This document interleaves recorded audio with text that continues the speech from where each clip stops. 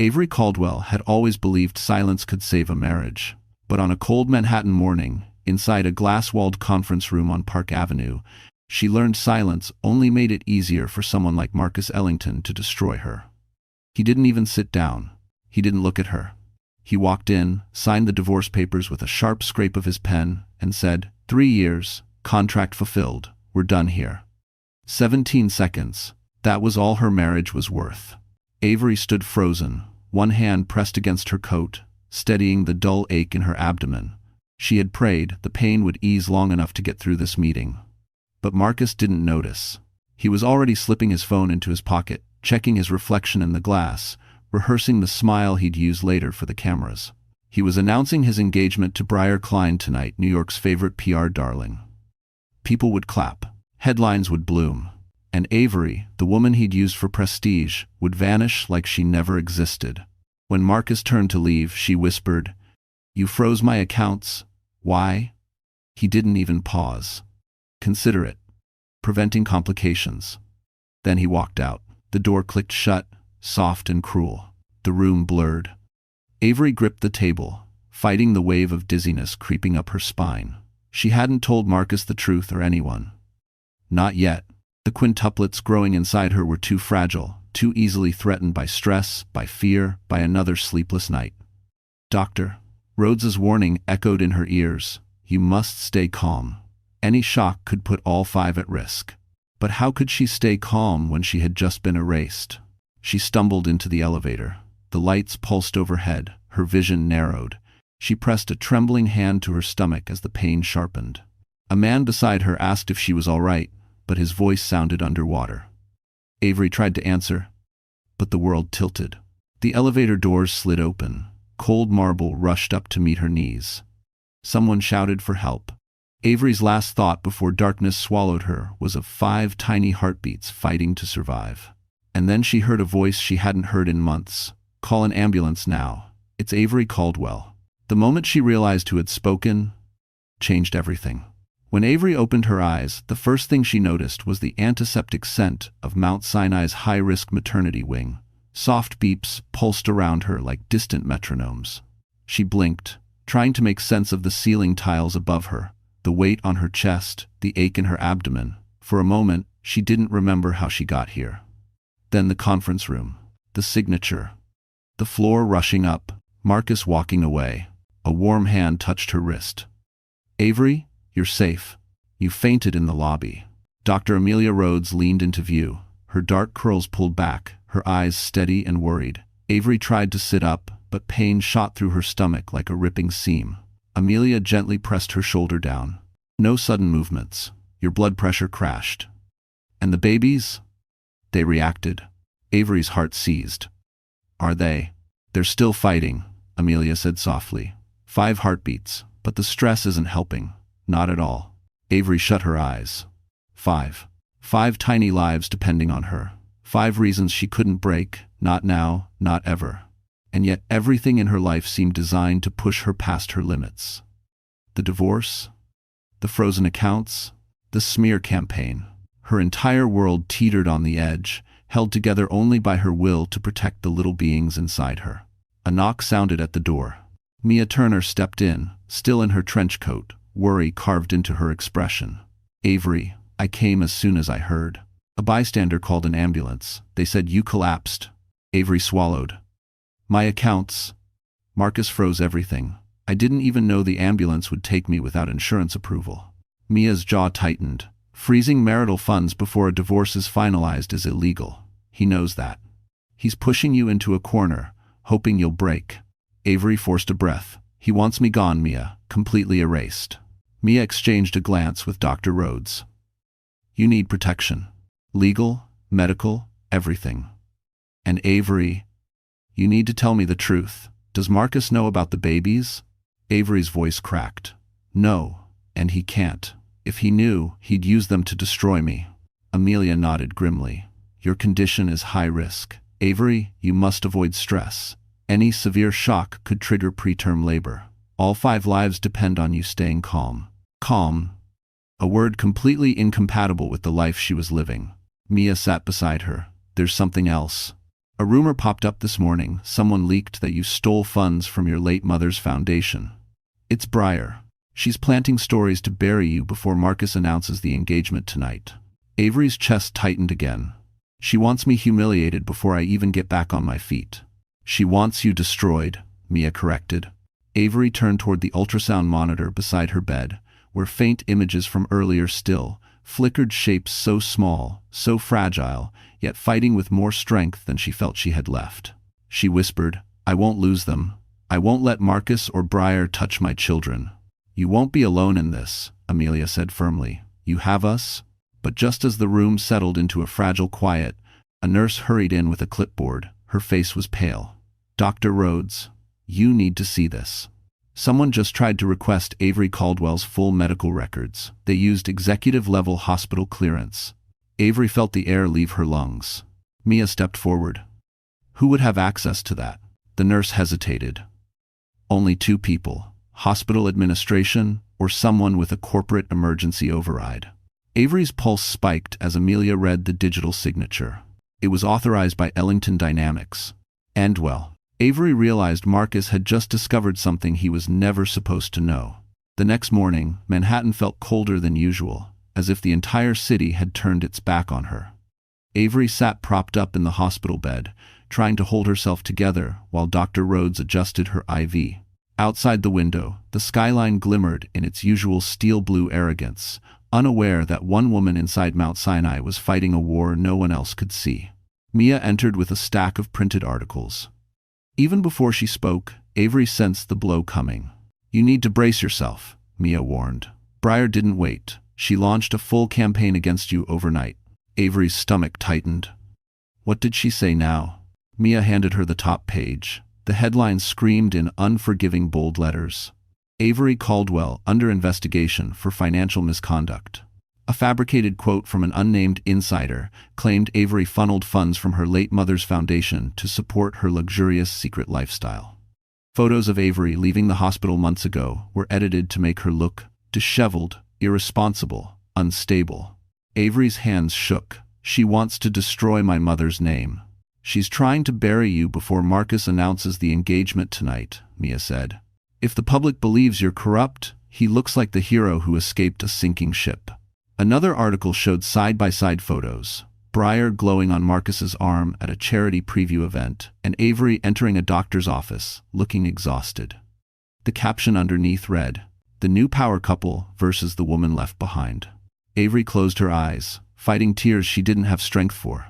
Every lie hit the world faster than she could breathe, and the world was ready, hungry to believe the worst about her. As Mia continued flipping through the stack, Avery stopped listening. She could feel her heartbeat speeding up, pounding against her ribs. The babies responded with a flutter of pain, as if echoing her panic. Dr. Rhodes stepped in quickly. "Avery, you need to slow your breathing. Stress is your enemy. 5 fetuses at this stage need stability. Deep breaths." Avery obeyed, but her voice cracked. "She's painting me as a criminal. Marcus will use this to take everything I have left." "He already has," Mia said quietly. "We found evidence this morning. He approached the Caldwell board 2 months ago. He tried to convince them you were emotionally unfit to inherit your mother's company." Avery felt the world tilt again. "Before the divorce? Before I even knew?" "Marcus plays the long game," Mia said. "He thought if he secured control of the company, you'd have no safety net once he threw you out." Avery curled her fingers over the blanket. "He wants me penniless, voiceless." "He wants you gone," Mia corrected. "Completely erased." A chime sounded from Avery's phone, one of the few accounts Marcus hadn't shut down. A notification banner crawled across the screen. "Ellington engagement celebration, tonight, the Plaza Hotel." Her lips trembled. "He's celebrating the end of me." "No," Mia said firmly. "Because you're still here." "Everyone?" Before Avery could respond, the hospital door swung open again. A security officer stepped inside with urgency. "Miss Caldwell, we've increased your floor's security. Someone attempted to bribe a nurse for updates on your vital signs." Avery's pulse spiked. Who would do that? The officer hesitated. The request came from someone working under Briar Klein's PR firm. Avery's breath caught, the room narrowing around her. She wasn't just being smeared, she was being hunted. And then the officer added, "They were specifically asking if you were stable enough to attend public events." Avery realized Breyer wasn't just destroying her reputation, she was preparing a public trap. By late afternoon, storm clouds gathered over Manhattan, turning the skyline into a wall of gray iron. Avery sat upright in her hospital bed, wrapped in a blanket that felt too thin against the cold creeping through her bones. "Doctor." Rhodes examined the latest fetal scans, her brows pinched with worry. "The babies are stable for now," she said. "But you need a low-stress environment. No sudden shocks, no media frenzy, absolutely no travel unless it's necessary." Avery nodded, though her chest tightened. The world outside was sharpening its knives for her. Remaining hidden felt like the only way to protect the 5 fragile lives she carried. Mia Turner entered with her laptop tucked beneath her arm. "Avery, we need to talk. It's about the board at Caldwell Biotech." Avery braced herself. "What now?" "A leak." Mia pulled up a report. "Someone fed the board information that you're mentally unstable, unable to lead, and possibly suffering from pregnancy-related delusions." Avery's jaw slackened. "That's insane." "It's deliberate," Mia said. "Marcus is tightening his grip. He doesn't want you stepping into your mother's legacy." Dr. Rhodes crossed her arms. "You're not delusional. You're high-risk pregnant." Mia sighed. To a corporate board, those can be twisted into the same thing. The weight was crushing. Avery closed her eyes, imagining her mother's office, the soft lamp she used during late-night research, the handwritten notes about biotech innovation her whole life dedicated to compassion and science. Avery used to sit beside her as a child, promising she'd take care of the company one day. Now, that legacy was under attack. An alarm beeped on the monitor. Avery stiffened. "It's just a spike," Dr. Rhodes assured gently. "Deep breaths." But the walls felt like they were closing in. Between the media, Marcus, Breyer, and the board turning hostile, Avery was losing every battlefield at once. She needed escape, quiet, distance, safety. Maybe Dr. Rhodes sensed the thought forming, because she said, "If you stay here in Manhattan, they will keep coming. They will try to breach hospital security again. You need somewhere private, somewhere safe." End quote. Mia snapped her fingers. "My cousin has a cabin 2 hours north, near Cold Spring. Secure, isolated, no reporters." "Can I travel?" Avery asked. "With medical escort, yes," Dr. Rhodes replied, "but the movement must be minimal, stress-free. Think of it as protecting a small army inside your womb." Avery let out a shaky laugh, the first sound of hope she'd made in days.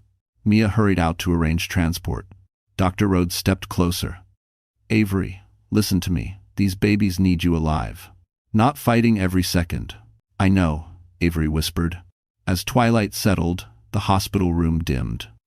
Avery looked at the city below, cars, weaving like veins of light, people rushing, life moving without her. Leaving Manhattan felt like disappearing. But disappearing might be the only way to survive.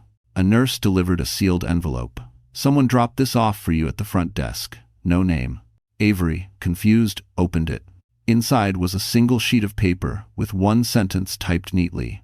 "You won't make it to Cold Spring. Turn back." Her breath hitched. "Who sent this?" Dr. Rhodes grabbed the paper, her face hardening. "We need security now." Just then, Mia rushed back into the room, pale from the cold evening air. "Avery, the transport van we booked was tampered with. Someone cut the brake line." Avery's pulse surged as dread washed over her. Whoever wanted her gone wasn't trying to ruin her reputation anymore. They were trying to stop her from surviving the night. Night settled over Manhattan like a heavy curtain, the sky bruised purple and navy, as if mirroring Avery's body, fragile, strained, but still fighting. After the sabotage of the transport van, hospital security insisted she remain in a private suite on a restricted floor. Mia and Dr. Rhodes stayed with her long past their shifts, unwilling to leave her alone. Inside the dim room, Avery lay on her side as the fetal monitor beeped steadily. Dr. Rhodes applied the ultrasound wand, her expression tight with concentration. Avery's breath caught until she saw it. The small flutter of a heartbeat, then another. And another. 5 tiny beats. 5 fragile fighters. "They're holding on," Dr. Rhodes murmured. "But Avery, their survival is tied to your stability. Every shock tightens their world." Avery's throat tightened. "Someone wants me dead, Amelia. Not just exposed dead. How am I supposed to stay calm?" You don't have to feel calm, Amelia said softly. You only have to choose to protect them. That's what motherhood is, isn't it? Loving someone more than your own fear. Avery stared at the blurry shapes on the screen, each one no bigger than a curled fist. She whispered, "They're all I have left of my mother, of myself." Dr. Rhodes squeezed her hand. "Then fight for them, but fight smart. Thanks for watching." As Amelia left to speak with security, Mia pulled up a chair. Her laptop glowed between them, open to a private digital folder she'd been assembling since the morning.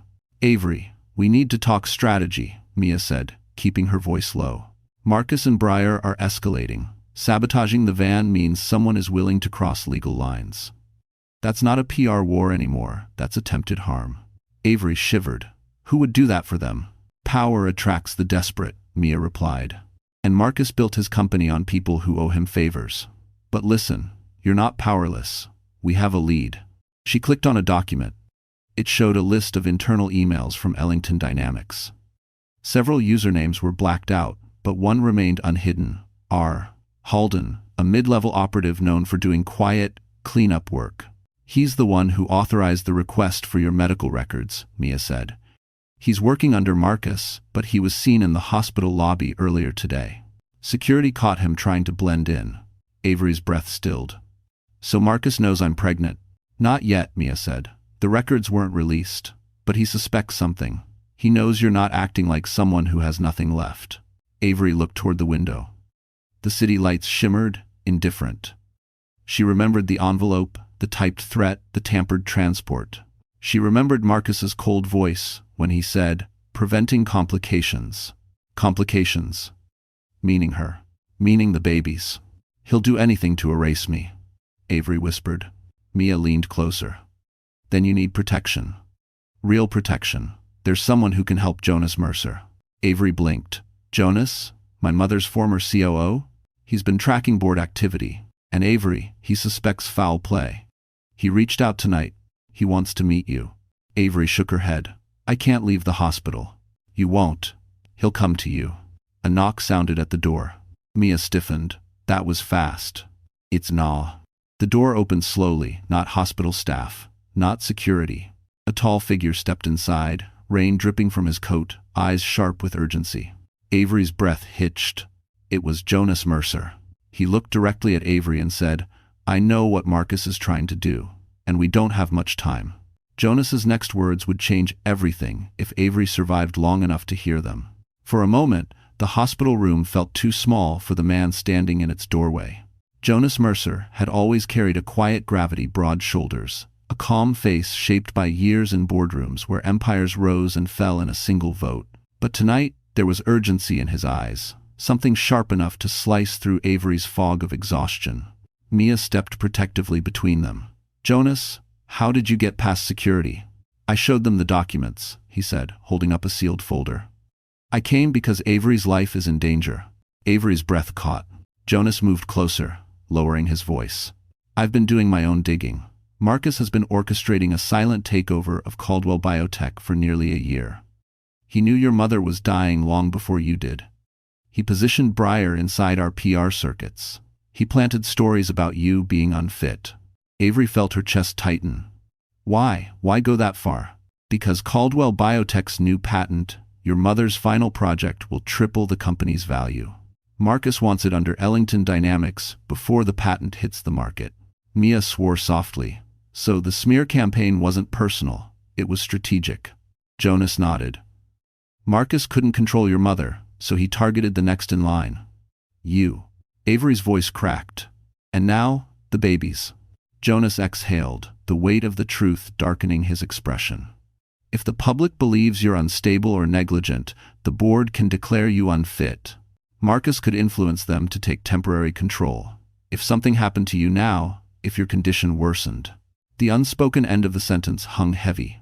Marcus would inherit everything through legal loopholes tied to Avery's assets. Avery trembled. "So he's not just ruining me, he's waiting for me to collapse." "Or pushing you there," Mia added. Jonas placed the folder on her bedside table. Inside is proof of Marcus's financial manipulation, off-book transactions, and conversations between him and Breyer planning to leak false reports about you. But we need more. We need something irrefutable, something that ties intent to harm. Avery looked toward the window, where rain streaked down in long, trembling lines.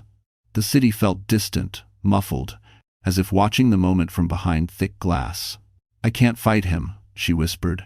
"Not like this, not from a hospital bed. Darius 4. Jonas leaned forward, his voice softening. "You're stronger than you think, and you're not alone. Your mother trusted me for a reason. She believed in you. I believe in you." Avery swallowed hard. She wasn't used to someone speaking to her with that kind of steady conviction, not in years, not since her mother passed. The fetal monitor beeped sharply, and Dr. Rhodes rushed back in.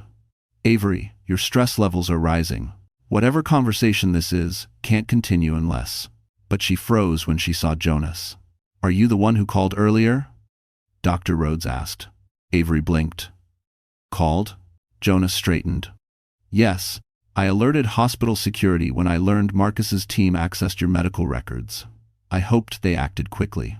Avery felt a strange mixture of gratitude and fear. Jonas had been watching over her even before he stepped inside the room. Before she could speak, her phone buzzed. The screen lit up with an unsaved number. Mia grabbed it before Avery could, her face drained of color. "Avery, it's a live video feed." She turned the screen toward Avery. The footage showed a man in a dark suit walking confidently through the hospital lobby, past security, past reception, stepping into an elevator. Marcus. He was in the building. And the text overlay across the video read, "Coming to claim what's mine."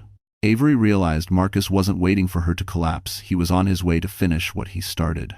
The silence in the hospital room thickened as the elevator numbers on Mia's phone ticked upward floor by floor, closer to Avery. Marcus's arrival wasn't a surprise.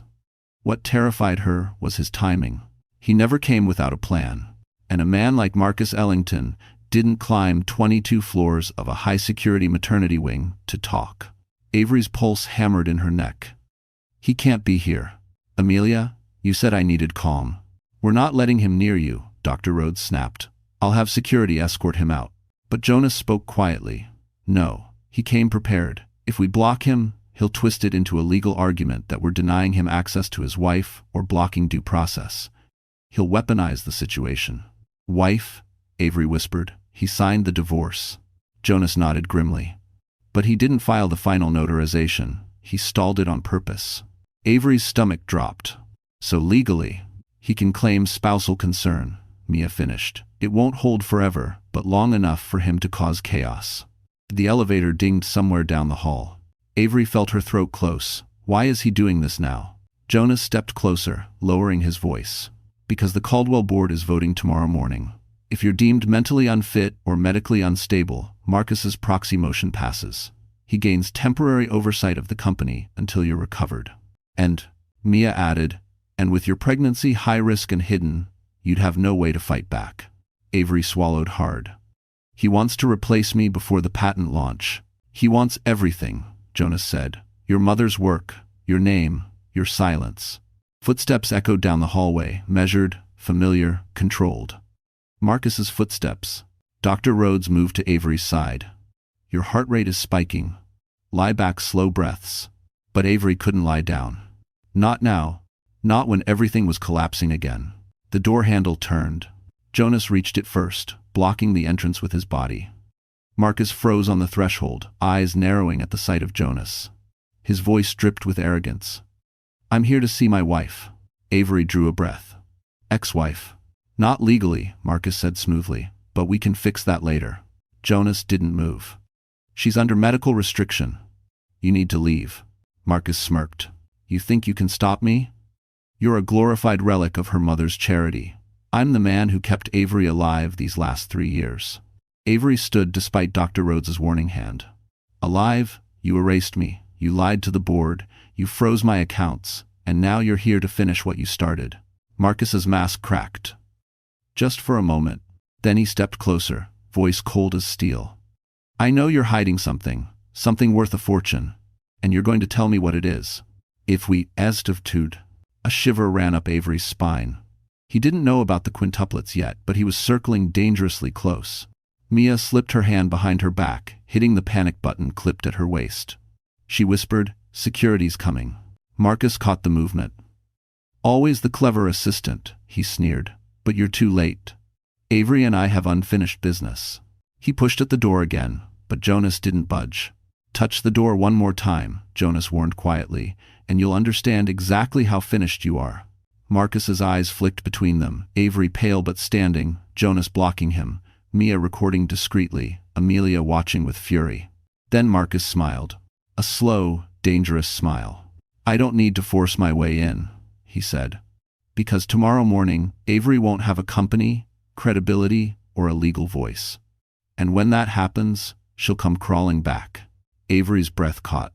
Marcus leaned closer, whispering just loud enough for them all to hear. Unless she tells me the secret she's carrying. The moment the door closed behind Marcus, Jonas turned to Avery, his face drained, and said, "He knows you're pregnant." Avery sank back onto the hospital pillows as Jonas's words echoed in the room like a bell tolling the start of war. "He knows you're pregnant." She wrapped her arms around herself instinctively, shielding the 5 tiny lives that had already suffered too much. Her heart hammered painfully, but Amelia reached for her wrist, checking her pulse. "Breathe, Avery," Dr. Rhodes murmured. "Slow. In through your nose, out through your mouth." Avery obeyed, though her chest felt like a cage of fire. Knowing Marcus, he didn't need full proof, just suspicion. Just enough to turn her pregnancy into a weapon. Enough to build a case that she was hiding, evidence of instability. Enough to pressure the board, enough to trap her. Mia paced the room, typing rapidly on her laptop. "We need to get ahead of this. If Marcus knows she's pregnant, he'll manipulate the narrative. He'll leak that Avery's mental state is compromised due to hormonal imbalance, that she's carrying phantom pregnancies. He'll twist anything." Avery shut her eyes. "He'll claim I lied for sympathy." "Great. And the babies?" Amelia added gently. "He'll use them as leverage." Jonas sat at the edge of her bed, his expression steady but heavy. "Listen to me, Avery. There's a way to fight back, but it has to be quiet. You can't go public yet. The stress alone." His gaze flicked to the heart monitor. "Could put all 5 lives at risk." Avery nodded, swallowing the knot in her throat. "Then, what do I do?" "You build a foundation," Jonas said. "Silently, carefully. We'll protect the babies, and at the same time, we'll prepare your comeback." "Comeback?" Avery whispered. Mia spun her laptop toward Avery. "The Caldwell board will consider you vulnerable, but that vulnerability can become strength if you have allies inside. Jonas still holds influence with several senior members, and your mother's research team adored you. If they back you, Marcus's proxy motion collapses." Avery looked at Jonas. "Would they stand with me?" Jonas gave a small, soft smile. "Your mother trusted you more than anyone. Her team remembers that." For the first time in days, warmth spread through Avery's chest instead of fear. Amelia tapped the ultrasound screen. "But to survive, your body needs rest, peace. Your babies need quiet. You cannot face Marcus directly until you're physically stable." Avery nodded, wiping a trembling tear. "So, I disappear for now. I'll protect them in silence." "Is never us," Mia added, "and when the time comes, we'll unleash everything. Every lie, every recording, every forged document." Jonas reached into his coat and pulled out a leather-bound notebook, old, worn, familiar. Avery inhaled sharply. "My mother's?" she whispered. Jonas nodded. "I kept it safe after she passed. She wanted you to have it when you were ready. Inside are notes on the new patent, your inheritance, Avery." Her fingers brushed the cover, and something inside her steadied. A reminder that she wasn't just fighting to survive. She was fighting for legacy, for family. For 5 tiny heartbeats. A sudden alert flashed across Mia's screen. She froze. "Avery, you need to see this." She turned the laptop. A video clip was going viral, Marcus standing outside the plaza, reporters swarming him. "She's unstable," Marcus declared. "I'm deeply worried for Avery's mental condition." Then he added, "And I believe she may be pregnant with another man's child." I guessed. Avery felt the world tilt as the monitor beside her began to beep faster. Amelia rushed forward. "Avery, breathe, stay with me." But Avery's eyes filled with tears of betrayal, not because Marcus exposed her, but because she realized the world now believed she was carrying a stranger's child, and Marcus would stop at nothing to claim them. The hospital room felt smaller after Marcus's public accusation. As the clip replayed across every news station, Avery watched her reputation already hanging by a thread splinter into dust. Reporters camped outside Mount Sinai, paparazzi camped across the street. The world wasn't just talking about her, they were dissecting her, judging her, inventing stories faster than she could breathe. It was exactly what Marcus wanted. Dr. Rhodes dimmed the lights and adjusted Avery's monitors, trying to calm her vitals. Deep breaths, Avery. The stress is affecting the babies. Avery pressed a hand to her stomach. I can't let him take them, Amelia. You won't, Dr. Rhodes said. But you need help, real power behind you. As if summoned by the word, Jonas returned with an envelope in his hand. He seemed even more serious than before. I just came from a closed-door meeting, Jonas said. Caldwell Biotech's board is splitting. Some members want to postpone tomorrow's vote because of Marcus's comments. Others want to strip your authority immediately. Avery's breath caught. They think his accusation is credible? They think the chaos is risky for the company, Jonas answered carefully. Biotech investors hate instability, and Marcus is pretending to be the concerned ex-husband, trying to protect the company from your emotional crisis. Avery clenched her jaw. He's using my pregnancy, something he doesn't even know the truth about, to destroy me. Jonas stepped closer. Which is why I'm here with an offer. He placed the envelope in her hands. It contained a proposal stamped with Caldwell Biotech's letterhead. Avery skimmed it, and her eyebrows lifted. A strategic investment partnership with Ellington Dynamics? Why would we consider this? Jonas exhaled. Because it's the last thing Marcus expects. He thinks you're hiding, cornered, scared.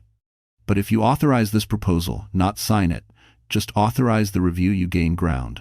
The board will see you as a rational leader making decisions under pressure. It destroys Marcus's narrative that you're spiraling. Mia leaned forward. It could force the board to delay the vote. If Avery seems cooperative, they can't call her unstable. Avery frowned. But partnering with Marcus's company, isn't that giving him leverage?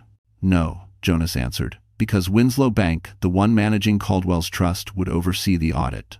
If Marcus agrees, he'll be forced into transparency. If he refuses, he looks guilty. Either way, you win political ground. Avery stared at the proposal. A strategic investment review wasn't a commitment. It was a chess move, a powerful one. Something her mother would have done. It buys us time, Jonas said softly. Time to gather evidence. Time for you to stabilize. Time to protect the babies. Avery felt the faintest flicker of strength. So instead of running, I step onto the boardroom floor. Mia nodded. You stop being the victim. You become the strategist. Avery took a deep breath. Then I'll authorize it. But her hand shook as she reached for the pen. Jonas gently placed his hand over hers to steady it. You don't have to do this alone. A warmth spread through her chest. Not romantic, not yet, but grounding. Safe. She needed that feeling more than she could admit. She signed her name. Mia snapped a picture for time-stamped proof. I'll deliver it to the board. They won't dare vote while a major negotiation is active. Avery exhaled shakily. For the first time in days, she felt like she'd reclaimed an inch of her life. Then her phone buzzed an unknown number. She hesitated, then answered. A distorted voice whispered, You shouldn't have authorized that. Avery froze. Who is this? A breathy chuckle. Check the live news. Mia grabbed the remote. The TV flickered on. A breaking headline filled the screen. Marcus Ellington rushed to meet Winslow. Investors claims Avery is hiding 5 life secret. Avery's blood turned to ice. Someone had leaked the one thing that could destroy her. The number of babies. The storm outside broke just as the news headline flashed across the hospital television. Thunder cracked against the skyline, shaking the window glass. Avery felt the sound in her bones. 5 life secret. The words burned themselves into her mind. Someone had leaked the truth or enough of it to lead Marcus directly to the babies. Dr. Rhodes immediately stepped forward. Avery, lie back, your heart rate is spiking. But Avery couldn't. She pushed herself upright, bracing one hand against the mattress. He knows. He knows it's not 1 baby. He knows it's more. If he finds out it's 5, he won't, Mia said firmly. We'll get ahead of the narrative. We'll. A knock cut through her words, crisp and authoritative. 2 hospital security officers entered. Miss Caldwell, one of them said, You're being moved to an undisclosed room. We've received credible threats." Avery stared. "From who?" Jonas's jaw flexed. "The same people who tampered with the van. Marcus's inner circle wants access to your medical records. They're becoming desperate." Avery looked between them, fear coiling tight inside her ribs. If they get those records, if Marcus finds out they're his children, he'll claim ownership. He'll drag them into court before they're even born. Jonas stepped closer, lowering his voice. "I won't let that happen." Something in his tone made Avery believe him. Within an hour, Avery was discreetly transferred through a staff-only corridor to a secured maternity suite. Hospital staff had cleared out the entire wing. Armed officers stood by the elevator. For the first time, Avery realized how serious this had become, not just a scandal, but a siege. While Dr. Rhodes set up the new monitors, Mia returned from a call, looking grim. "Avery, in response to your authorized investment review, Marcus arranged an emergency meeting with Winslow investors tonight at the Plaza Hotel." Avery blinked. "Tonight? But that's his engagement celebration," Mia finished. "He's folding the narrative into the party. He'll go on stage, cry about being a heartbroken man abandoned by an unstable ex-wife, claim you're hiding some dangerous secret, and try to build public sympathy." Jonas added, "If he frames himself as the victim before the board vote, you'll lose your seat tomorrow morning." Avery pressed a trembling hand to her forehead. "He's turning the city against me." "No," Jonas said. "He's turning the city against the version of you he created. But if you want to take back your life, you need to shatter that illusion." Avery looked up slowly. "What are you saying?" Jonas held her gaze. "You should appear at the plaza." Mia choked. "Absolutely not. Avery can't handle that crowd. The stress alone." "She wouldn't go alone," Jonas said. "And she wouldn't stay long. She'd appear once public, poised, unbroken, just enough to counter Marcus's lies and force the board to delay the vote, to show she is not hiding, that she is still the rightful leader." Avery's pulse thudded against the monitor. The thought of flashing cameras, whispered insults, the weight of eyes, she felt sick. But then she imagined her mother's notebook, the 5 heartbeats, her legacy being stolen by a man who never loved her. "I can't let him win," she whispered. Jonas nodded once. "Then, let's prepare you." Mia pinched the bridge of her nose. "This is insane." "No," Avery said softly. "This is survival." "Because Amelia stepped between them. "If she goes, I go. I'll monitor her vitals every second." But Avery, one wrong shock, one surge of adrenaline. Avery looked at the ceiling, drawing in a steady breath. "They've taken my name, my money, my dignity. They will not take my children." Mia finally exhaled. "Then we go to the plaza." A sudden alert chimed on Jonas's phone. He checked it, and his face went cold. "Avery," he said quietly, "someone from Ellington Dynamics just reserved your mother's private boardroom suite at the plaza." Avery froze. It was the room her mother used for every major deal, meaning Marcus planned to rewrite history in the very place her legacy began. The plaza's golden lights reflected off the rain-soaked pavement as Avery arrived through a hidden employee entrance, escorted by security and Dr. Rhodes. She wore no gown, no jewelry, just a simple black dress that hugged her swollen stomach more than she wished. But Jonas insisted the simplicity was power. "You're not here to impress," he'd said. "You're here to reclaim your truth." Inside, the hotel pulsed with laughter, clinking glasses, camera flashes. The atmosphere glowed with curated glamour, everything Marcus loved. He thrived in spaces where perception mattered more than reality. And tonight, perception was his weapon. Mia guided Avery through a side hallway toward the ballroom doors. "Remember, you speak only if necessary. You're here to be seen calm, lucid, grounded. That alone destroys his narrative." Avery nodded, trembling. Amelia adjusted a portable monitor, clipped discreetly beneath Avery's coat. "If your heart rate spikes, we leave immediately." Avery inhaled deeply. "I'm ready." 8. The ballroom unfolded before her as the doors opened a sea of wealthy donors, board members, journalists, all illuminated by crystalline chandeliers. And there, at the center of the room, was Marcus. He looked perfectly curated in a charcoal suit, briars shimmering beside him in gold. Cameras circled them like adoring satellites. Then someone noticed Avery. A whisper rippled through the crowd. Heads turned. Brows lifted. Phones rose. Marcus's smile faltered. Avery didn't flinch. She stepped inside, chin lifted, posture steady. Jonas shadowed her closely, Mia behind them, Dr. Rhodes monitoring her vitals. She wasn't alone, not anymore. Marcus recovered quickly, molding his expression into something soft and pitying. He took a step toward her, loud enough for surrounding cameras to catch. "Avery, you're here. I've been so worried." Avery forced a breath. "No, you've been loud." The surrounding guests gasped softly. Marcus's eyes flashed, but he kept the mask intact. "You shouldn't be out like this. It's not good for your condition." Avery froze. He was baiting her, waiting for her to slip, to expose the pregnancy herself. She said nothing. Marcus raised his voice theatrically. "Everyone, please give my ex-wife space. She's been under tremendous emotional strain. We want her to get the help she needs." There it was, the humiliation, crafted and served on a gilded platter. Breyer touched Marcus's arm. "She shouldn't be here. It's unsafe for everyone." Heads to 4. Avery's fingers curled into fists. The monitor under her coat beeped softly, warning. Mia stepped forward. "Avery is stable, competent, and legally protected. Maybe you two should stop implying otherwise." Marcus laughed, forced and cold. "Mia, you've always been loyal, I'll give you that. But Avery needs professional support, not lawyers who enable her delusions." Avery's stomach clenched. The babies tightened inside her. Amelia whispered urgently. "Slow breaths. Don't let him control your pace." But Marcus kept going, turning the crowd into his stage. "She's hiding something," he declared. "Something dangerous, something that puts her and others at risk. I know the truth will come out." Cameras flashed, guests murmured.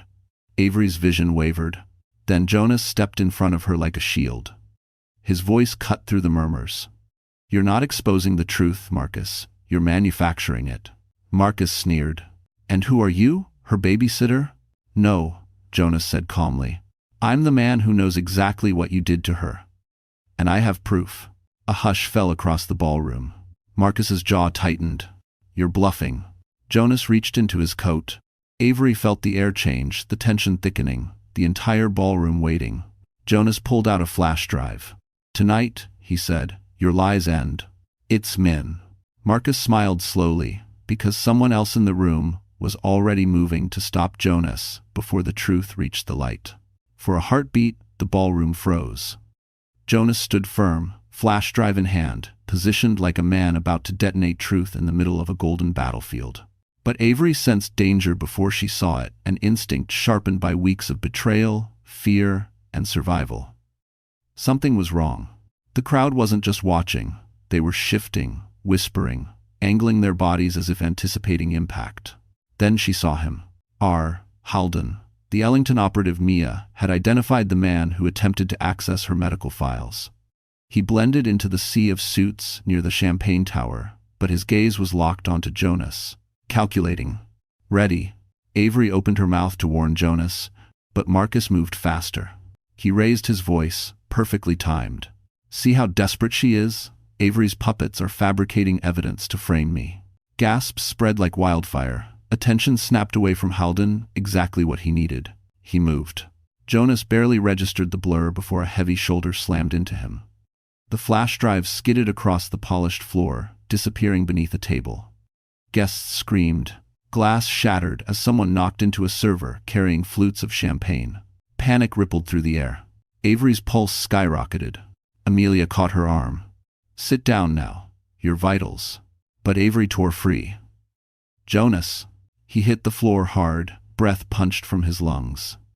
Halden bent as if to help him up, his hand already reaching toward Jonas's coat toward the inside pocket, where Avery knew he kept the physical backup. "Stop," Avery cried, stumbling forward. Marcus seized his moment. He spread his arms, voice booming theatrically. "Everyone, please, Avery isn't well. She shouldn't be here. Look, she's in distress." In 24s. A wave of murmurs followed. Cameras pivoted toward her trembling frame. Paparazzi snapped frantically, eating up her struggle like vultures circling wounded prey. She forced a breath. "He's trying to steal evidence. Jonas has documents proving Marcus manipulated." But Marcus cut her off with a sharp, rehearsed sigh. "She believes everyone is out to get her. This is exactly why I'm concerned for her mental stability. Her skin burned with humiliation. Her heart hammered dangerously fast. Her babies fluttered in protest. Dr. Rhodes moved to steady her. Calm down, Avery. You're going into early contractions, listen to me. But Avery barely heard her. Halden had retrieved the notebook from Jonas's coat, the leather-bound one Jonas had brought her. Her mother's notebook, the notebook that held research no one else had. Proof of her mother's final patent work. No, Avery whispered, panic slicing through her. Not that, not my mother's notebook. End quote. Halden passed the notebook to Marcus with a subtle nod. Jonas, still trying to rise, rasped, Avery, don't let him. But Marcus held the leather-bound book with a triumphant flourish. What do we have here? Something Avery's been hiding? Something worth stealing from my event? That's mine. Avery's voice cracked. It's my mother's, give it back. I do, Kay. Ignoring her, Marcus opened the cover, flipping through worn pages filled with equations, formulas, diagrams, personal notes written in her mother's delicate handwriting. The crowd watched, entranced. Marcus's smile widened. Interesting. Very interesting. Jonas forced himself upright. Marcus, put the notebook down. Oh, I will, Marcus smirked. After I review every single page. After all, Avery's judgment is clearly compromised. Avery couldn't breathe. Her vision blurred. She felt her knees start to buckle. The ballroom's murmurs grew sharper, louder, crueler.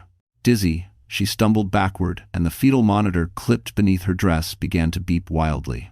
Amelia lunged toward her. Avery, sit now. But it was too late. A stabbing pain ripped through her abdomen, dropping her to her knees as guests gasped and stepped back. Her water hadn't broken, but early labor had begun. And Marcus, holding her mother's notebook, looked down at her with a cold, victorious calm. Avery felt the world tilt as she realized her babies were coming too soon. And Marcus now possessed the one thing that could destroy her legacy forever. The moment Avery collapsed, chaos swallowed the ballroom.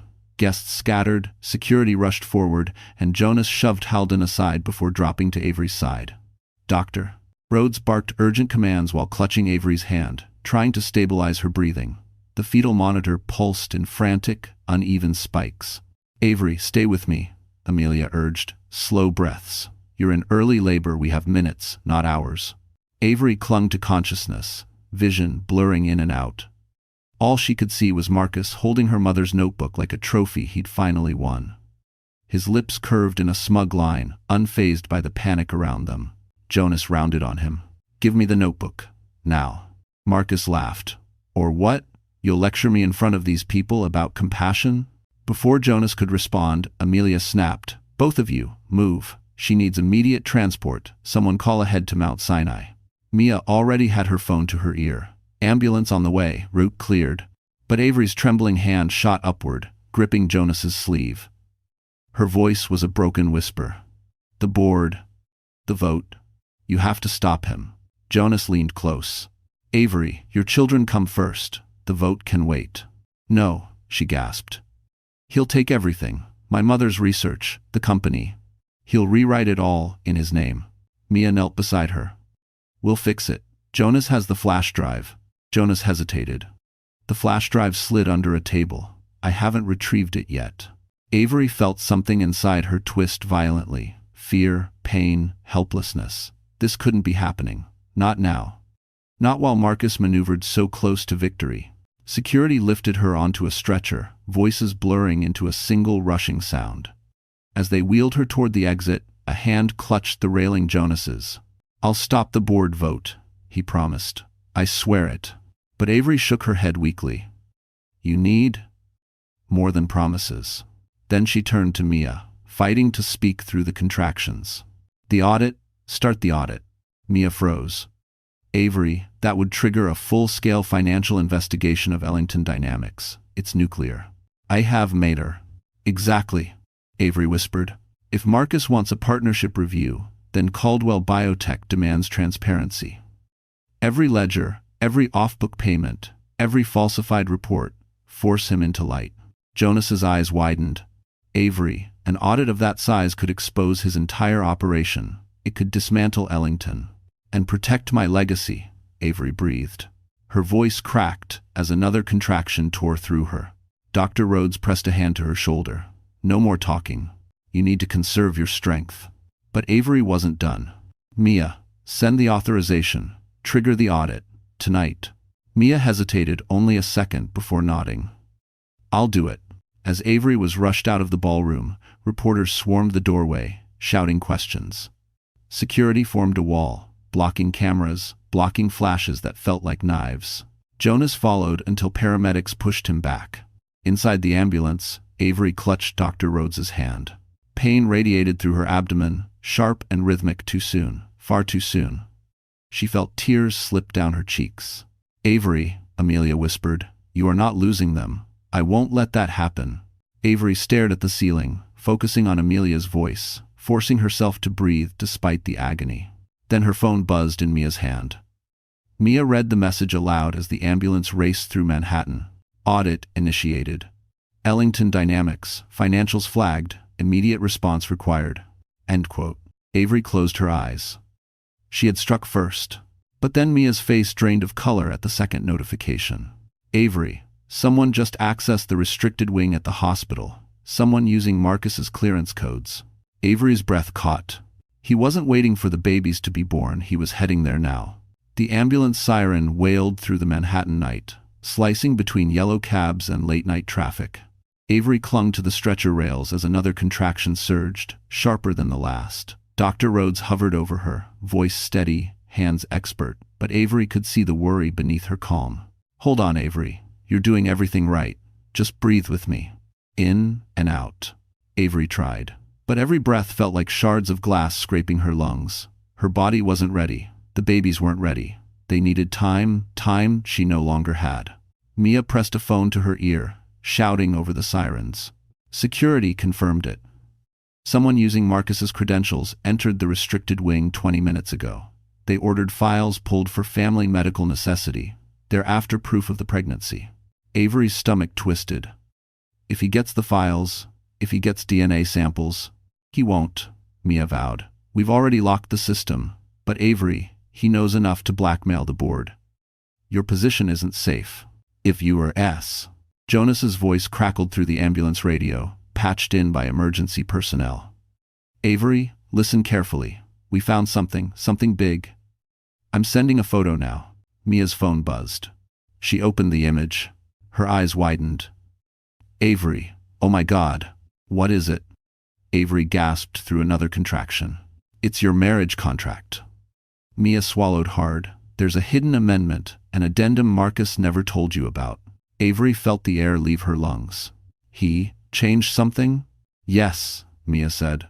2 months after the wedding, Marcus inserted a clause stating that if you were ever declared medically incompetent or emotionally unstable, all marital and collaborative assets, including pending intellectual property, transferred to his temporary guardianship. Avery's voice trembled. Guardianship? Of me? And any unborn children, Mia whispered. A cold wave of terror spread through Avery's body. Doctor. Rhodes spoke sharply. Avery, don't panic, your vitals. But Avery couldn't stop the rising dread. He planned this. From the beginning. Mia nodded slowly. The moment your mother got sick, he started preparing. He knew you'd inherit Caldwell Biotech. He knew the patent would be worth billions. He positioned himself so that if you ever weakened, if you ever faltered, he could seize everything.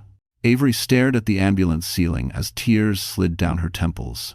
He was never trying to win me back. He was trying to break me. Another contraction ripped through her, making her gasp. Amelia adjusted her monitors. Her cervix is dilating too fast. We're minutes from full labor. No, Avery choked out. I can't. Not like this. Not with him going after my babies. Not with him rewriting my legacy. Mia leaned close, gripping her hand. Avery, listen to me. The audit you triggered, Marcus can't stop it. The financial discrepancies we're uncovering are catastrophic. He can't claim guardianship if he's under federal investigation. Avery blinked slowly, focusing on Mia's voice. You turned his trap into his downfall, Mia said. But to finish it, we need the marriage contract's original version, the one before he edited it. Avery shook her head weakly. I don't have it. No, Mia said, but your mother might have kept a copy. And Jonas is already searching her old archive room. I know. A spark of hope flickered inside Avery, but it was fleeting. The ambulance slowed as they neared the hospital. Dr. Rhodes prepared equipment urgently. Then Mia's phone buzzed again. Jonas. She answered on speaker. His voice was breathless. I found it. The original contract. Untampered. No guardianship clause. Avery sobbed in relief, but Jonas continued. Avery. The door to your mother's archive was broken open when I got here. Someone else was searching too. Mia stiffened. Who? Jonas took a shaky breath. Avery. They left a message on the floor. Written in marker. He paused. It says, if you take what's mine, I take what's yours. Avery's heart stopped. Because at that exact moment, the ambulance screeched to a halt, blocked by a black SUV with Ellington plates. The ambulance screeched so violently that Avery slid sideways on the stretcher. Dr. Rhodes grabbed the railing with one hand and Avery's arm with the other, voice sharp and urgent. Everyone stay still, don't move her. Through the back window, flashing red lights illuminated the black SUV blocking their path. Its hazard lights blinked ominously, casting the street in pulses of red and shadow. An ice-cold dread crept through Avery's veins. Mia peered out the window. Those plates? That's Ellington's executive fleet. Avery's breath hitched. He followed us. No, Dr. Rhodes corrected quietly. He waited for us. Before they could react, two men emerged from the SUV, broad-shouldered, dressed in dark coats. The kind of men who operated in Marcus's shadow, unseen but always loyal. One approached the ambulance driver, flashing a badge Avery didn't recognize. The second man circled to the back doors. A heavy knock rattled the metal. Open up, he commanded. We have a court order to transfer the patient. Mia's eyes widened. Court order? At midnight? That's impossible. The man slid a folded document under the door crack. Judge Peretti signed an emergency guardianship review. We are authorized to relocate Miss Caldwell to a private facility for psychiatric stabilization. Avery's stomach dropped. The clause. The stolen clause. Marcus must have presented the edited contract, the one claiming she could be declared incompetent, and twisted it into a midnight petition. He forged the amendment, Mia whispered. He forged everything. Dr. Rhodes was already shaking her head. This is illegal. This is an attempt to abduct a patient under medical distress. The man outside growled. If you do not comply, we are authorized to breach. Avery clutched Amelia's sleeve, fear roaring through her. If they take me, they'll take the babies. He'll force procedures, DNA tests, he'll claim guardianship. Dr. Rhodes squeezed her hand fiercely. Over my dead body. Thanks for watching. Inside the cramped ambulance, sirens blared uselessly, their path blocked, their patient trapped. The driver yelled, NYPD backup is 10 minutes out. 10 minutes is too long, Mia whispered. Jonas crackled through the overhead radio again, breathless and frantic. Avery, listen. I'm close. I'm coming to you. No, Avery cried. Marcus has people. Jonas, you can't walk into. But the radio sputtered as if someone jammed the signal. Outside, the man's voice hardened. Last warning. Open the door, or we breach and seize the patient by force. Avery's contractions intensified, sharp and rhythmic, ripping through her with merciless timing. Tears blurred her vision. She pressed a trembling hand to her abdomen. Hold on, babies, she whispered. Please, hold on. Mia whispered. We need to stall. Just stall until the police arrive. Dr. Rhodes stood, positioning herself between Avery and the doors. We will not release this patient. She is in active labor. Any forced movement will endanger 6 lives. There was silence for a beat. Then metal groaned. The men outside were forcing the back latch. Mia grabbed a medical tray, ready to use anything as a weapon. The driver yelled they were breaching. Avery could barely breathe. Then, tires screeched. A dark sedan swung into the intersection, cutting in front of the SUV and blocking its exit route. Doors flew open. Figures rushed out, not Marcus's men. Different, faster, determined. A familiar voice shouted, "Step away from that ambulance now." Avery's fading vision sharpened just enough to recognize him. Jonas. But he wasn't alone. Behind him were 2 federal auditors, the ones assigned to the emergency audit she initiated. Armed with warrants. Armed with authority. Armed with the power to end Marcus's scheme. Then the ambulance doors burst open. And Avery realized Jonas wasn't there to negotiate. He was there to take Marcus's entire empire down tonight. The back doors of the ambulance flew open, cold air slicing into the cramped space. Avery gasped as light flooded over her, blinding at first, then shapes sharpened into view. Jonas stood at the threshold, chest heaving from the sprint, rain dripping from his coat. Flanking him were 2 federal auditors, armed with legal authority and the kind of icy confidence Marcus had never anticipated. "Step away from the vehicle," one auditor barked at the Ellington enforcers. "You are interfering with a federal investigation." The 2 men hesitated. "We have a court order." "That order," the auditor snapped, brandishing a folder with an embossed seal, "has been invalidated due to fraudulent documentation and active financial misconduct under emergency audit statutes. You are now obstructing federal officers." The Ellington men froze. One instinctively reached for his phone. "Bad idea." The auditor seized his wrist, twisting it behind his back. "Don't make this worse." Jonas climbed into the ambulance without waiting for permission. He knelt beside Avery, eyes searching her face. "Avery, can you hear me?" She nodded weakly, gripping the stretcher rails as another contraction racked her. You found the auditors." "They found me," Jonas corrected. "The audit you triggered set off every alarm in Ellington Dynamics. It flagged irregularities so severe that the federal team was already en route to investigate Marcus's executive offices. When they heard what he tried to do to you, they came here first." Avery felt tears spill down her cheeks, not from pain this time, but from relief so powerful it almost fractured her. "Jonas, thank you." Mia leaned over his shoulder. "Avery, the SUV's men are backing off. NYPD is 2 minutes out. You're safe for now." "Safe." A word that felt foreign. "Doctor." Rhodes checked the monitors, her voice tight. "We're losing time. She's dilating too quickly. We need to get her to the hospital now." Jonas turned to the auditors. "Clear the road, block off the SUV, escort the ambulance all the way to Mount Sinai." "Already done," one auditor replied, speaking into his radio. "Units are in position." The ambulance doors slammed shut again. The engine roared to life as the vehicle sped forward. Avery's head fell back against the pillow, body trembling. Jonas remained beside her, holding the stretcher rail as the ambulance swayed. His voice softened. "We're going to stop Marcus, Avery. He won't touch your legacy. He won't touch your children." Avery swallowed hard. "Jonas, he has my mother's notebook."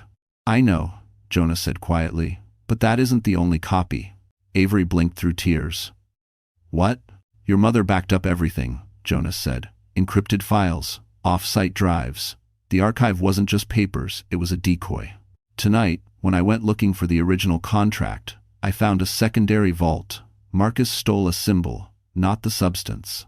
Avery closed her eyes, relief washing over her. Her mother had protected her even in death. But the contractions intensified, sharp and relentless. Amelia leaned close. "Avery, listen to me. We're almost there. Hold on just a little longer." The ambulance made a hard turn.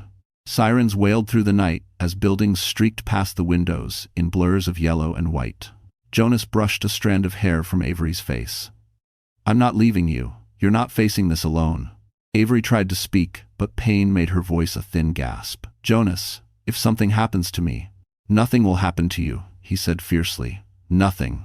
Then Mia's phone buzzed again. She answered, and her face drained of color. "Jonas, Avery, you need to hear this." 18. Static crackled on the speaker, followed by a panicked voice from hospital security. "Ellington's operative breached the NICU. He's searching for patient records. We can't hold him much longer." Avery's blood ran cold. Because her babies weren't even born yet, and someone was already hunting them. By the time the ambulance reached Mount Sinai, Avery was barely conscious. Pain surged in unforgiving waves, her vision fragmented by flashes of white light. The stretcher rattled as paramedics rushed her through the sliding doors, Dr. Rhodes shouting orders. "Prep the oar. We may need an emergency C-section move." But Avery heard none of it clearly. All she could think about were the 5 lives inside her and the chilling message Mia had received. Someone was inside the NICU, someone searching for medical files that could expose everything. Jonas jogged beside the stretcher, face taut with worry. "Avery, listen. I'm going to the NICU. I'll stop him." She reached for his hand, gripping his sleeve. Jonas, be careful, please. His eyes softened, warm but burning with purpose. I'm not letting him near your children. I swear it. He released her only when doctors pulled her into the emergency wing. Meanwhile, Mia sprinted toward the administration elevators, phone pressed to her ear. Yes, initiate the audit extension. And push it to the board. They need to see Marcus's fraud before he can spin this. She froze at the sight of a cluster of Caldwell Biotech board members gathered in the waiting room. Their faces were mixed confusion, concern, suspicion, and on the wall-mounted TV, a breaking news banner scrolled. Emergency board vote set to proceed tonight. Marcus Ellington claims Avery Caldwell, unfit to lead. Mia whispered, horrified. They moved the vote up. He created off. One power, a tall woman in a navy suit, board chair Evelyn Grant stepped toward her. Miss Turner, where is Avery? We've received troubling information. Mia didn't hesitate. The troubling information is coming from a man under federal audit. Marcus falsified medical concerns to trigger a guardianship petition. He's manipulating all of you. Murmurs rippled through the group. Evelyn folded her arms. Do you have proof? Mia opened her tablet. Yes. Financial discrepancies, coercion attempts, falsified narratives, and a forged contract amendment to seize Avery's assets. The board members exchanged stunned looks. Evelyn's voice wavered. Then where is Avery? Why isn't she here defending herself? Mia's throat tightened. Because she's in emergency labor. A collective gasp followed. She's pregnant? A board member whispered. With quintuplets, Mia said, jaw clenched. And Marcus's operative is actively trying to steal her medical files as we speak. Silence crashed over the room. This wasn't a scandal anymore. It was an attack. Before anyone could respond, Jonas appeared at the far end of the hall, breathless, furious. A cut bled down his cheek, his shirt rumpled as if he'd wrestled someone. But in his hand he held a lanyard badge, Ellington branded. Evelyn's eyes widened. Jonas, what happened? He tossed the badge onto the table. Halden tried to access the NICU. He fought. Security has him detained downstairs. The board erupted with angry whispers. Jonas looked at them with fire in his voice. Marcus sent him. Marcus is trying to seize Avery's children and her company before dawn. Mia added, and we have evidence he committed federal fraud to do it. Evelyn inhaled sharply, her decision forming in real time. Jonas, Mia, present everything you have. If what you're saying is true, Marcus will be removed before the night is over. Jonas nodded. Then get every board member into the conference room. Now. But before they could move, a doctor burst through the double doors, pale and breathless. Where's Jonas Mercer? She asked urgently. Jonas stepped forward. Here. The doctor swallowed hard. It's Avery. Her blood pressure is crashing. The babies are in distress. She's asking for you. Jonas felt the ground shift beneath him. Evelyn placed a gentle but firm hand on his arm. Go. We'll handle the board. She needs you. He didn't wait another second. He sprinted toward the operating wing. Because Avery wasn't just fighting for her company anymore. She was fighting to stay alive long enough to meet her children. Jonas sprinted down the white corridor, the soles of his shoes slapping against the tile. Hospital lights streaked above him like desperate stars, pulling him toward the woman fighting for her life. Every step felt like a race against fate, a fate Marcus had crafted with cold precision. He burst into the operating wing, where a team of nurses rushed around a prep bay. Avery lay on the gurney, pale, trembling, oxygen mask pressed to her face. Her eyes fluttered open when she heard Jonas's voice. Jonas.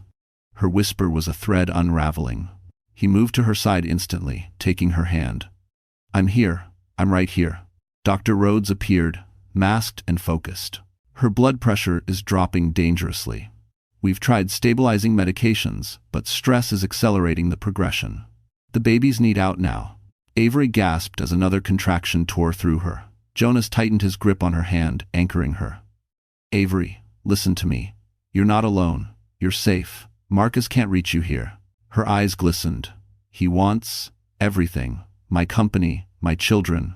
Then he'll lose everything tonight, Jonas said fiercely. Mia and the board have the evidence. The auditors have enough to bury him. You just have to focus on breathing. Focus on surviving.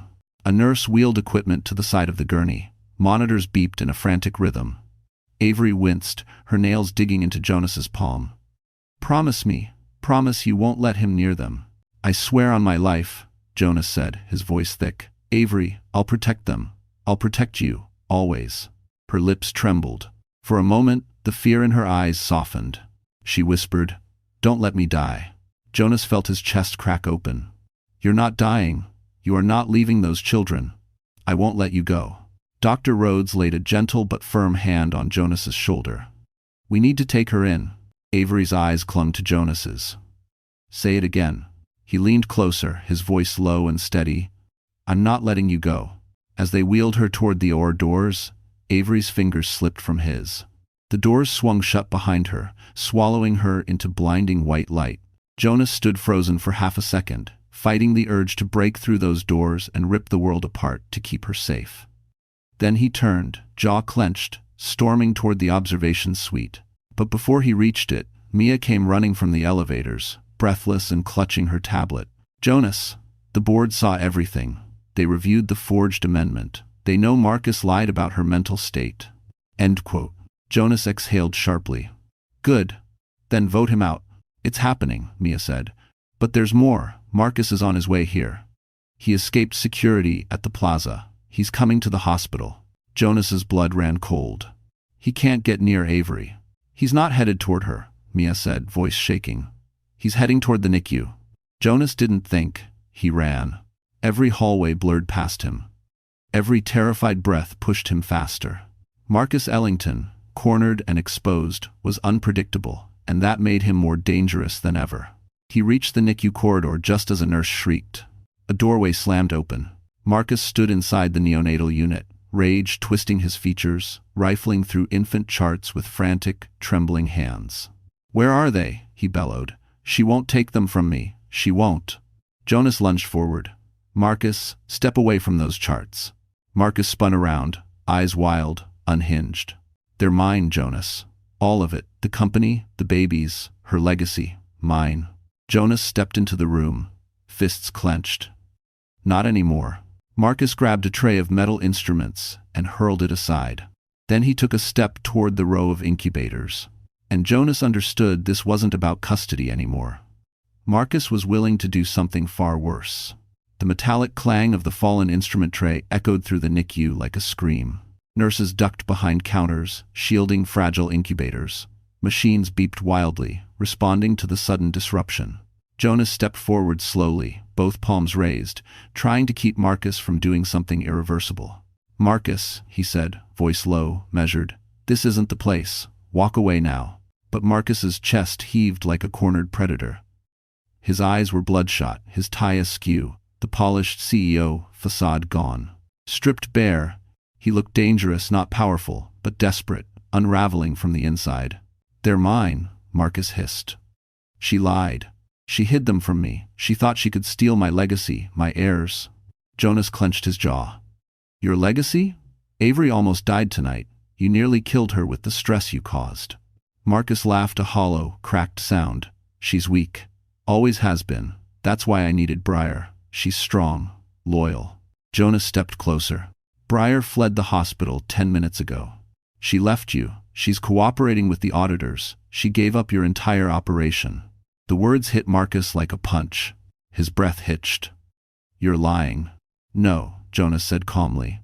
Her statement is signed. She admitted everything: your forged amendment, your threats, your plan to seize custody by declaring Avery incompetent. Marcus staggered back a step, fury overtaken by shock. Then rage returned sharper, more dangerous. She was nothing without me, he growled. They're all nothing without me.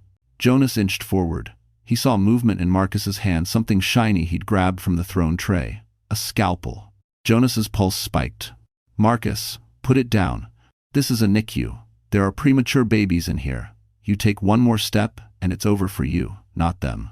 Marcus's gaze flicked toward the incubators again. His grip tightened. Jonas felt something inside him snap. You don't get to harm them because you lost control of your life. Because your lies caught up with you. Because Avery found the strength to leave you. Marcus's eyes widened. She needed me. No, Jonas said, voice hardening. You needed her silence. A nurse whimpered. as Marcus stepped dangerously close to the nearest incubator. Jonas lunged, blocking the path, planting his feet between Marcus and the row of fragile lives. "Move," Marcus snarled. "No. Today as no." Marcus raised the scalpel, but Jonas grabbed his wrist midair, twisting sharply. The blade clattered to the floor. Marcus shouted in rage, swinging wildly, tackling Jonas backward. The two men slammed into a rolling cart, sending sterile wipes and monitors crashing. Jonas struggled to restrain him. Marcus fought like a man possessed, claws and teeth in desperation. But Jonas was fueled by something stronger. Protectiveness. Faith. A promise he'd made to Avery. With a surge of strength, Jonas pinned Marcus face down against the floor, twisting his arm behind him just as NYPD officers stormed the hallway. "Hands where we can see them," an officer shouted. Jonas released Marcus and stepped back, chest heaving. Officers moved in, securing Marcus in handcuffs as he screamed. "You think she'll survive this? You think those babies will? She can't even keep herself alive." Jonas's fists curled, but he didn't move. He didn't need to. Two federal auditors appeared behind the police, holding folders thick with evidence. One spoke coldly. "Marcus Ellington, you are under arrest for fraud, attempted abduction, tampering with federal documents, and endangerment of minors." Marcus went still, finally understanding that the empire he built on lies had collapsed. But while the officers dragged him away, Jonas turned toward the hallway where Avery had been taken. The NICU lights reflected off the polished floor, stretching into a long, fearful path. Mia appeared, breathless and pale. "Jonas, they're taking Avery into surgery. It's bad." Jonas didn't wait to hear more. He ran. Because while Marcus had lost his empire, Avery was losing blood and possibly her life. The surgical wing smelled of antiseptic and fear. Jonas reached it breathless, chest burning, but he pushed through the doors as if sheer will could hold the universe together. Nurses rushed around him, their shoes whispering across the polished floor. He saw Dr. Rhodes through a pane of glass, gloved, masked, eyes fierce with focus as she worked to stabilize Avery. Mia appeared beside him, trembling. "They're doing everything they can. The babies are in distress, but they're still alive." Jonas leaned his forehead against the cold window. "Come on, Avery. Don't leave them. Don't leave me." Minutes stretched into an eternity. Monitors beeped. The surgical lights glowed harsh white. He could almost feel her pain vibrating through the glass. A nurse hurried out to adjust something, and Jonas reached her. "How is she?" he asked, voice raw. "She's losing blood," the nurse said. "But Dr. Rhodes is fighting for her." Mia wrapped her arms around herself. "Jonas, after everything she's survived, she deserves to meet her children. She deserves peace." Jonas swallowed hard. She deserves a life she wasn't afraid to live. And in for Typer. Inside the OR, another contraction seized Avery. Her consciousness flickered, drifting toward darkness. But then she felt something warm, a memory. Her mother's voice. "Avery, sweetheart, strength isn't always loud. Sometimes it's the quiet promise you make to yourself." Avery fought to hold on to that voice. A surgeon's voice echoed faintly. "Blood pressure stabilizing, keep going." Avery clung to a single image. 5 tiny heartbeats, waiting for her. She forced herself back toward consciousness, whispering one word, "Please." Moments later, the longest moments of Jonas's life, the OR doors swung open. Dr. Rhodes stepped out, removing her mask. Her eyes were red but shining. "She made it," Amelia said softly. "Avery is stable. And all 5 babies, they're small, but they're alive." Jonas exhaled so sharply his knees almost buckled. Mia covered her mouth with a shaky sob. "Can I see her?" Jonas asked. Amelia nodded. "One at a time. She's weak, but awake." Jonas entered quietly. Avery lay pale against the pillows, but her eyes fluttered open when she heard him. He crossed to her, taking her hand. "You scared me," he said, voice thick. She offered a faint smile. "I scared myself." "You saved them," he whispered. "You saved everything." A tear slipped from her eye. "Jonas, thank you. For fighting when I couldn't." He squeezed her hand. "I'm not done fighting. Marcus is already in custody." The board voted unanimously. "You are the official CEO of Caldwell Biotech." Avery gasped softly. "Unanimous?" "Your mother would be proud," he said. But Avery shook her head weakly. There's something else I want. Jonas leaned in. Anything. She took a small breath. I don't want to raise 5 children alone. Not in fear, not in hiding. I want a family, a real one. Jonas's expression softened into something raw, unguarded. Avery, you already have one. I'm here, if you'll have me. Her eyes glimmered. I do. Actually, Brasto. Just then, a nurse peeked in. Miss Caldwell? Would you like to meet your children? Avery's breath caught. Jonas helped her sit up gently. 5 incubators were wheeled in 5 tiny miracles. Avery reached a trembling finger toward the smallest. Hello, little one, she whispered, voice breaking. Mommy's here. Jonas stood behind her, hands on her shoulders, grounding her. In that moment, the world felt whole again. Avery realized she hadn't just survived the war, she had finally stepped into the life she was meant to live. Morning sunlight filtered through the blinds of Avery's recovery suite. Soft and warm, the first gentle light she had seen in what felt like a lifetime. The hospital no longer smelled like fear or urgency. It smelled like quiet beginnings. Like hope. She lay propped up in bed, her strength slowly returning. A soft hum of incubators filled the background, not with panic now, but with promise. 5 tiny bundles slept safely in the neonatal wing, each monitored around the clock. Each one fighting, growing, breathing. Alive. Avery touched her abdomen, now flat but tender, and whispered, We made it. The door opened softly. Jonas stepped inside, carrying a small bouquet, not extravagant, just white peonies, simple and calming. They said you're strong enough for visitors, he said with a smile that reached his eyes. Avery smiled back, weak but genuine. I'm stronger than I felt yesterday. You terrify me, Jonas admitted with a laugh, but in the best way. He sat on the edge of her bed, gently taking her hand. Avery studied his face, tired, bruised, scraped from the fight in the NICU but steady, solid. A man who didn't flinch when the world turned dark. Jonas, she began, but he shook his head. No. Let me go first. He reached into his coat and pulled out a small folder. Marcus has been denied bail. Federal charges are piling up. The guardianship petition was dismissed as fraudulent.